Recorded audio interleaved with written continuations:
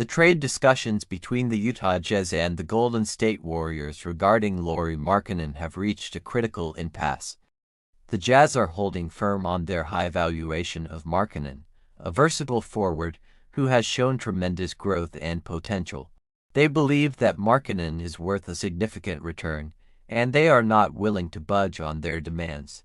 On the other hand, the Warriors, while eager to strengthen their roster and add a player of Markkanen's caliber, are unwilling to meet the Jazz's lofty asking price, particularly when it involves giving up Brandin Podziemski.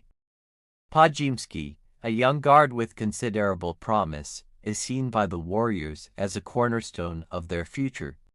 They have high hopes for his development and believe he could play a key role in the team's success in the coming years. This has made them extremely reluctant to include him in any trade package, even for a player as talented as Markkanen. The Warriors' management is well aware of the balancing act they are facing. They need to improve their team to remain competitive in the short term while also preserving their long-term potential. This makes the decision to trade a promising young player like Podziemski particularly challenging. The stalemate has significant implications for both teams.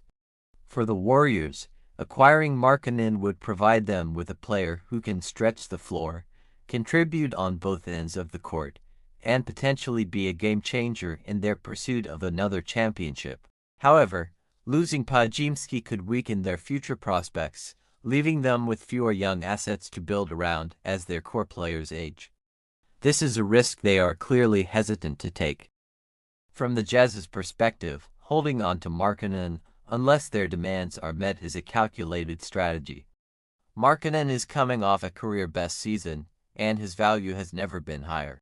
The Jazz know that if they are patient, they might find a team willing to meet their price or even exceed it. However, there's also the risk that by holding out too long, they could miss the window of opportunity to make a franchise-altering trade. The broader NBA landscape also plays a role in this negotiation. Other teams are undoubtedly watching the situation closely, and if the Warriors and Jazz can't come to an agreement, it could open the door for a third team to enter the mix. Increased competition for Markkanen could either push the Warriors to sweeten their offer or force the Jazz to adjust their expectations. This adds another layer of complexity to an already delicate negotiation. For the Warriors, this situation is a test of their strategy and vision for the future. They must decide whether acquiring Markkanen is worth the potential loss of Podziemski and what that means for their long-term goals. If they choose to hold on to Podziemski, it may limit their ability to make immediate improvements, but it also signals their confidence in their future.